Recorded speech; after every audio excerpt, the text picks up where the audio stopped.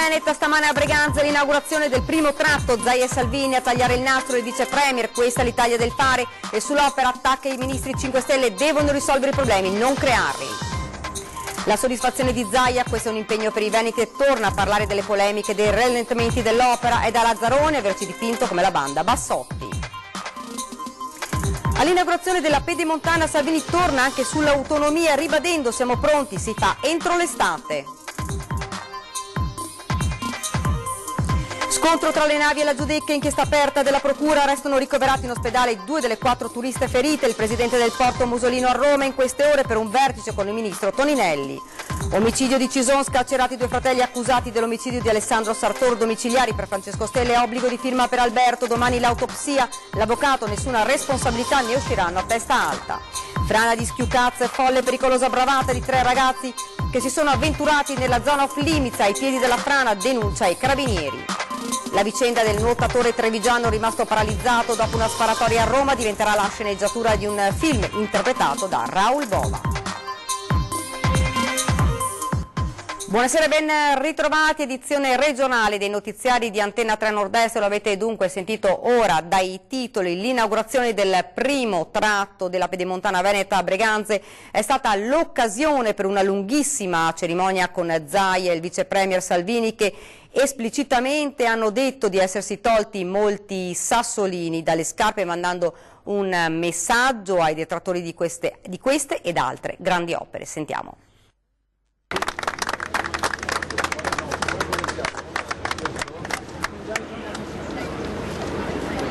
Il vice premier Salvini e il governatore del Veneto Zaia salgono sul pullman. La gita è breve perché il tratto inaugurato della Pedemontana è lungo in tutto 7 chilometri, dalla Valdastico verso Breganze, saltando 2 ville, comunque piuttosto complessa come opere, con ponti, gallerie e passaggi in trincea. Solo questa parte è costata 120 milioni di euro, il taglio del nastro è quindi l'occasione per sottolineare alcuni interessi molto forti della trazione leghista del governo su temi cari al territorio, agli imprenditori e in generale al nord. Salvini se ne sta andando, l'inaugurazione è stata conclusa, una lunga inaugurazione perché il significato politico di questi pochi chilometri invece è fortissimo, diciamo inversamente proporzionale al tratto aperto e quindi la Pedemontana Veneta si è tolta, possiamo dire, gli occhiali da sole, è diventata pratica, è un nastro d'asfalto ma soprattutto è anche una sfida sulle grandi opere. Per questo, dal palco, poco prima il vice premier non le aveva mandate dire, ma era stato piuttosto chiaro. Oggi questa opera ci dice che l'Italia non merita una crescita dello 0, se abbiamo coraggio noi torniamo a essere la prima potenza economica d'Europa. Non abbiamo niente, bisogna avere coraggio. E come se non bastasse, il vice premier, in una tenso struttura gremita all'inverosimile di amministratori locali, ha rincarato la dose, con i ministri 5 Stelle assenti ma ben presenti nei suoi pensieri. Oggi qua è presente l'Italia del sì. I ministri sono pagati per risolvere problemi, non per creare problemi.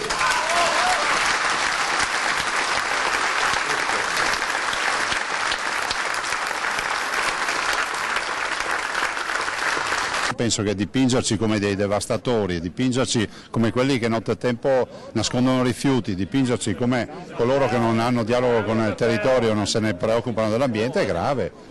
Nel corso della giornata il continuo rimpallo di complimenti con il governatore Zaia ha voluto dare all'esterno un messaggio di unione, oltre che togliersi qualche sassolino dalle scarpe. Ma per ben 45 minuti dentro al casello Zaia e Salvini hanno parlato fitto fitto, una sorta di vertice in un momento molto delicato per il futuro del governo e del paese e soprattutto fuori da orecchie indiscrete. Ma cosa si è detto 3/4 d'ora con Salvini? Beh, abbiamo parlato del tempo. E anche dal palco il governatore Zaia ha voluto togliersi numerosi sassi dalle scarpe nei confronti di chi ha osteggiato l'opera, 5 Stelle compresi. Sentiamo le sue parole. E non siamo la banda Bassotti che è scappata, e qui mi tolgo un sasso, che è scappata con i soldi. Non si va dai cittadini, perché bisogna essere dei lazzaroni e andare dai cittadini a dire che l'infrastruttura costava 1,6 miliardi, 1,7 miliardi all'inizio e poi guarda caso è lievitato il costo a 2 miliardi 258 milioni. Non siamo la banda Bassotti. La lista della spesa c'è tutta, è visibile. Questa infrastruttura nasceva con un nastro d'asfalto sul piano campagna e oggi per il 65%, in virtù delle richieste delle amministrazioni, è una trincea. E quindi i costi sono lievitati perché i 68 km di viabilità di adduzione sono spesso risposte alle amministrazioni, a non tutte, cercheremo di dare risposta a tutte, rispetto a viabilità nuova che non era programmata. E poi le applicazioni di leggi che di volta in volta sono comparse all'orizzonte delle quali ignoravamo l'esistenza perché non c'erano proprio. Se facessimo un referendum, io sapete che sono un esperto in referendum, se facessimo un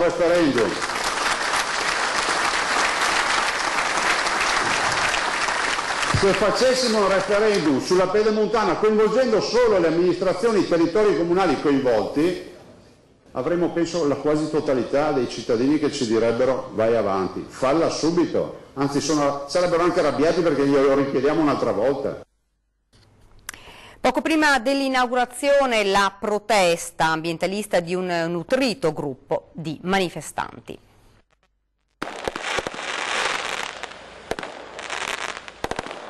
Ai primi scoppi qualcuno ha pensato che gli organizzatori della cerimonia di apertura della Pedemontana Veneta avessero fatto le cose in grande con tanto di fuochi d'artificio. I botti invece erano un gentile omaggio degli ambientalisti che in tuta bianca hanno manifestato a poca distanza dal casello sulla Valdastico Sud.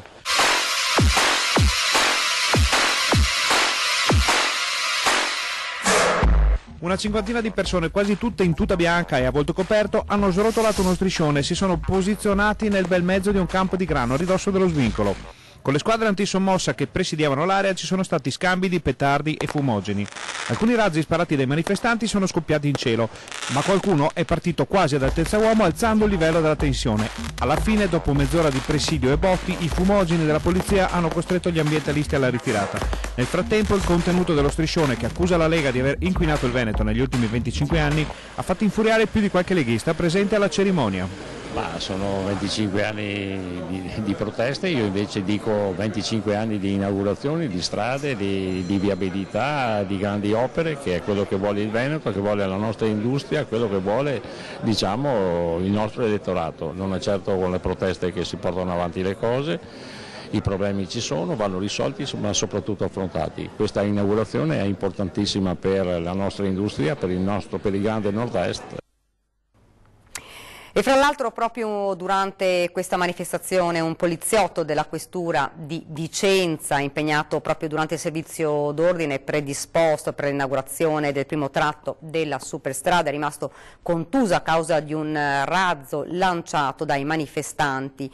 Il poliziotto è stato soccorso da alcuni colleghi, l'agente è stato medicato all'interno di una delle ambulanze che si trovavano in zona per l'evento e poi trasportato in via precauzionale all'ospedale di Sant'Orso, dove gli accertamenti medici hanno escluso problematiche all'orecchio e al timpano.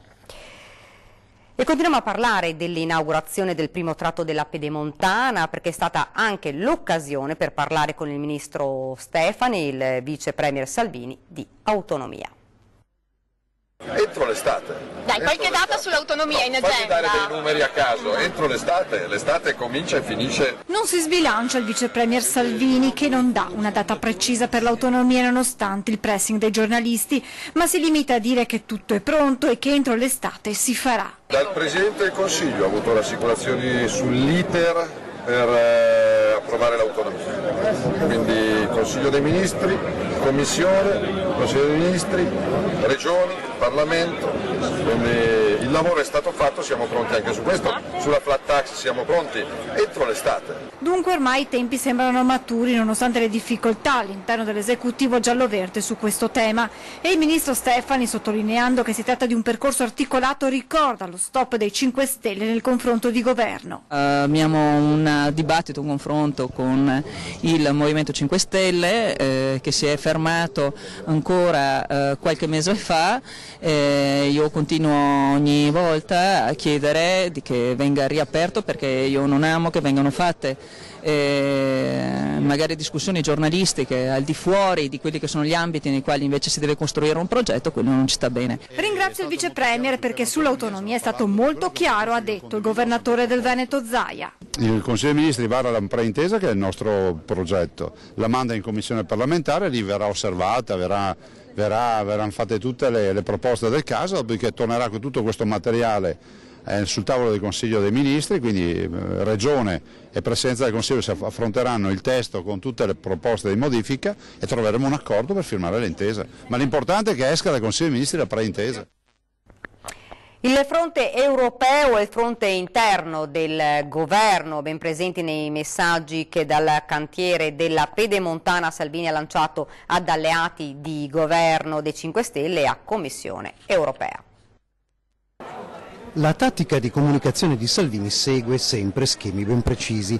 Di solito, se vuole far passare un messaggio, attende la domanda dei giornalisti e apparentemente butta lì una risposta. La casualità però non esiste e quando tocca il tema di un nuovo parametro da far accettare all'Europa si capisce che si aprirà presto un nuovo fronte di discussione.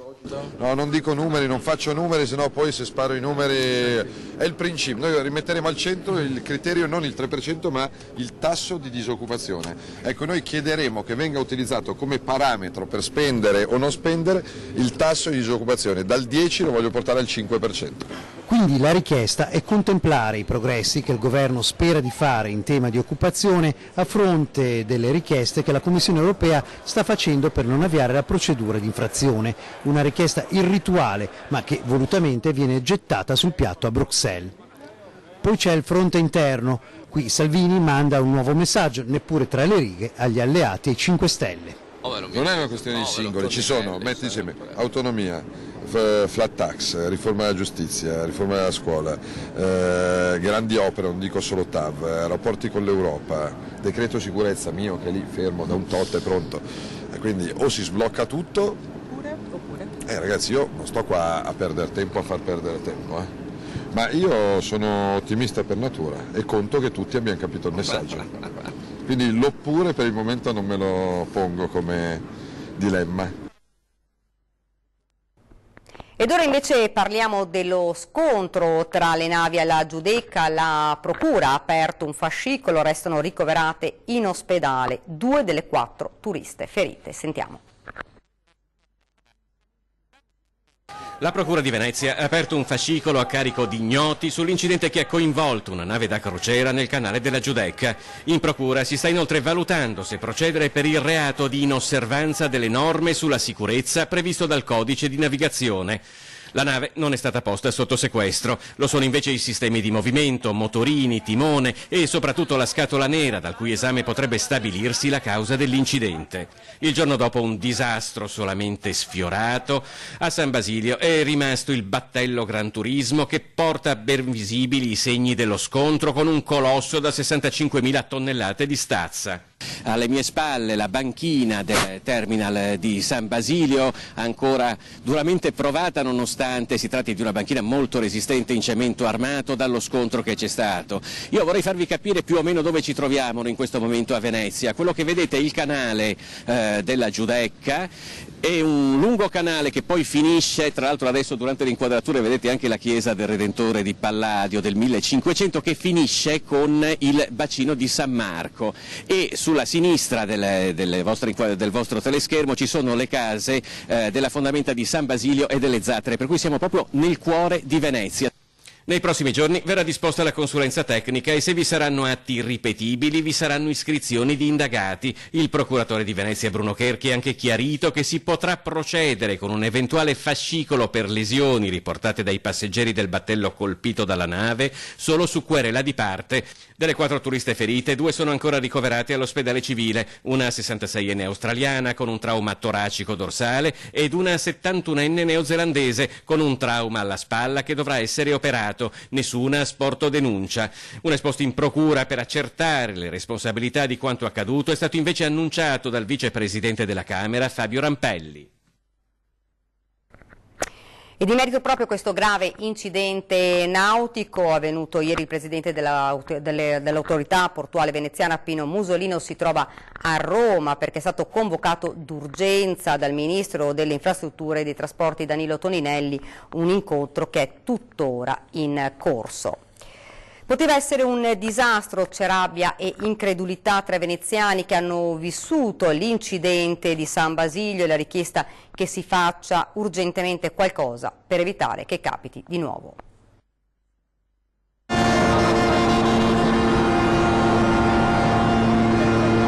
Mi sono accorto affacciandomi sul balcone che praticamente la nave era in traiettoria con la banchina e qui ho immaginato subito il disastro.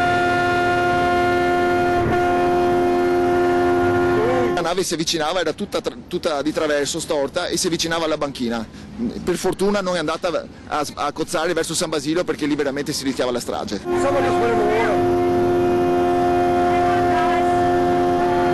Si sono catapultate fuori alla meglio, solo che si sono trovate con la recinzione chiusa, si arrampicavano come dei pazzi perché non c'era una via d'uscita. Questo qui ha fatto dei chilometri in avaria e per puro miracolo è arrivato in un punto abbastanza sguarnito e solo perché un rimorchiatore ha contribuito alla manovra. Qui potranno esserci dei morti. Non si apre questa! Rabbia e incredulità tra chi ha vissuto un pomeriggio che a Venezia temevano in molti ma che tutti speravano non dovesse mai arrivare. Sarebbe potuto andare molto peggio, dicono i veneziani, sia in termini di danni al patrimonio artistico e architettonico che di vite umane. Non si devono più correre rischi del genere. Il comitato da 6 anni dice che queste navi sono non solo troppo grandi, troppo inquinanti, troppo devastanti dal punto di vista ambientale, diciamo architettonico sulle fondamenta della città, ma noi da sempre diciamo che sono troppo pericolose. Gli attivisti del comitato No Grandi Navi sono arrivati a San Basilio meno di 2 ore dopo l'incidente, annunciando una nuova manifestazione sabato pomeriggio alle Zattere, ma sono tantissime le associazioni che si stanno mobilitando. A San Basilio è stata una processione. Jane Damosto, ad esempio, unita inglese che qui ha fondato un'associazione no profit. Certo che per andare addosso a San Marco o al Redentore non ci sono i fondali, ma lungo questo pezzo di canale della Giudecca l'acqua è profondo anche vicino al bordo del canale. L'incidente del 2 giugno potrebbe rappresentare uno spartiacque nella gestione delle grandi navi a Venezia, o perlomeno è ciò che a Venezia si augurano in tanti. Ed ora ci spostiamo nel Veronese, un'intera famiglia composta da 3 adulti e 4 bambini è rimasta intossicata da monossido in un'abitazione di Tregnago. Nessuno degli intossicati è in pericolo di vita, più serie le condizioni dei 2 adulti e di un bambino che sono stati ricoverati a Verona al Polo Confortini all'ospedale di Borgo Trento. Ed ora parliamo invece dell'omicidio nel trevigiano di Cison di Valmarino. Hanno potuto lasciare il carcere 2 fratelli fermati per la morte del 45enne Alessandro Sartor. Uno è stato posto ai domiciliari, l'altro per solo obbligo di firma. Domani l'autopsia considerata determinante sul corpo della vittima. Sentiamo. Escono di cella i fratelli Alberto e Francesco Stella, accusati di omicidio preterintenzionale per la morte giovedì notte a Tovena di Cison di Valmarino del 45enne Alessandro Sartor durante una rissa scoppiata nel locale Al Baccaro. In mattinata in carcere l'interrogatorio di garanzia di fronte al giudice Gianluigi Zulian, che nel pomeriggio scioglie la riserva. Entrambi scarcerati, arresti domiciliari per Francesco, 26 anni, solo obbligo di firma per Alberto, 31. Assistiti dal loro difensore, l'avvocato Danilo Riponti, i 2 giovani hanno fornito al GIP la loro versione dei fatti. Abbiamo risposto, abbiamo cercato di chiarire un episodio molto triste, ma nel quale i 2 Stella non hanno responsabilità penali.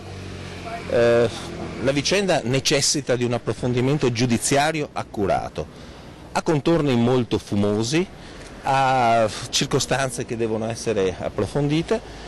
Prima circostanza fondamentale è accertare le cause del decesso della povera vittima. All'esito forse si potranno ricostruire molti particolari, ma comunque hanno risposto molto a lungo e con grande chiarezza e con grande fermezza e determinazione. Il pubblico ministero Daniela Brunetti ha conferito nel pomeriggio al medico legale Alberto Furlanetto l'incarico per l'autopsia sulla vittima, che sarà eseguita domani in mattinata.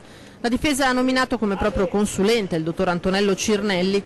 Fondamentale capire se il 45enne sia morto per i colpi ricevuti o se sia stato stroncato da un malore. L'avvocato preferisce non dire troppo della ricostruzione fornita dai due ragazzi, che da subito si sono dichiarati innocenti, sostenendo che Sartor è caduto da solo. Lasciamo che l'autorità giudiziaria verifichi 1000 dettagli importanti che sono stati assicurati, perché se si trapelano questi dettagli poi si rischia di alterare l'indagine, le testimonianze e le ricostruzioni più corrette. I due giovani hanno potuto lasciare dunque il carcere, come chiesto dall'avvocato. Quella di Francesco, la posizione ritenuta più grave, il difensore è convinto che però tutto verrà alla fine chiarito. Sono dei ragazzi solidi, sono dei ragazzi seri, con grandi responsabilità professionali e aziendali, con grande coscienza di essere piombati in una situazione addirittura aberrante per la loro caratteristica di persona. Tuttavia è una situazione dalla quale hanno le motivazioni forti per uscire a testa alta, molto alta. Ed ora ci fermiamo un attimo, c'è la pubblicità.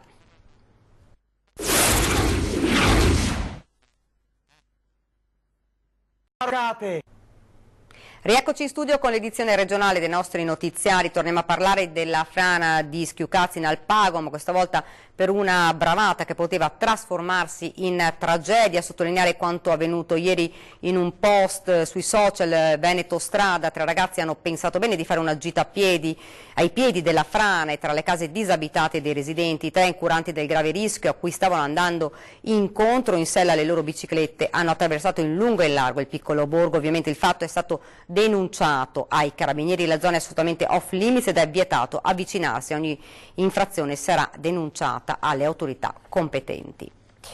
Ed ora la vicenda del nuotatore trevigiano rimasto paralizzato dopo una sparatoria a Roma, che diventerà la sceneggiatura di un film interpretato da Raoul Bova.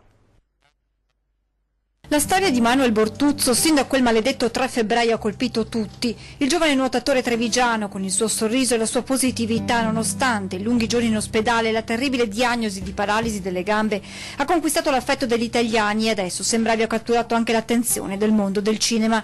Infatti quanto accaduto al 20enne di Morgano dalla notte della sparatoria nel quartiere Axa di Roma, al lungo ricovero in ospedale fino al ritorno in piscina, passando per la riabilitazione, diventerà la sceneggiatura di un film. Le riprese dovrebbero iniziare nelle prossime settimane e ad interpretare Manuel, uno degli attori italiani più famosi, Raoul Bova, con un passato alle spalle proprio di nuotatore. I due si sono incontrati qualche settimana fa a Torino in occasione della partita del cuore, un primo contatto in vista della pellicola cinematografica. Intanto Manuel continua la sua riabilitazione, davanti un obiettivo, le Olimpiadi di Tokyo 2020. Posso annunciarvi che ho finito oggi il mio primo step di riabilitazione a Santa Lucia e dopo 3 lunghi mesi finalmente posso tornare a dormire a casa che ho preso qui a Roma, e a breve inizierà il mio secondo step, ovvero quello di tornare a fare tutte le terapie in day hospital, ovvero in giornata continuerò a fare la mia palestra e continuerò a nuotare. Qui Manuel, nel giorno delle dimissioni dalla clinica romana dove sta facendo la riabilitazione, e il ritorno a casa.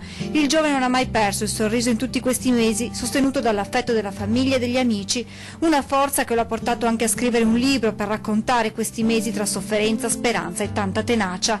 Libro che anticiperà l'uscita nei cinema del film dedicato ad un giovane nuotatore trevigiano che ha insegnato molto a tutti noi.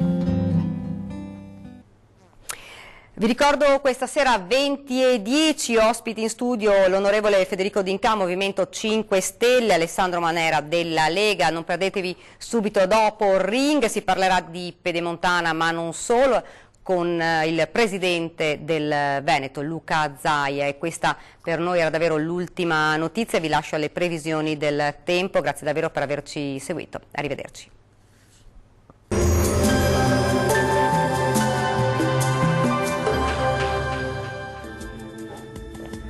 Ben ritrovati al meteo. Prosegue il bel tempo sulle nostre regioni, dove avremo anche un clima decisamente estivo, ma vediamo il dettaglio di martedì 4 giugno. Sul Veneto sarà ampiamente soleggiato ovunque, con cielo al massimo poco nuvoloso. Dal pomeriggio non si escludono veloci acquazzoni sui rilievi.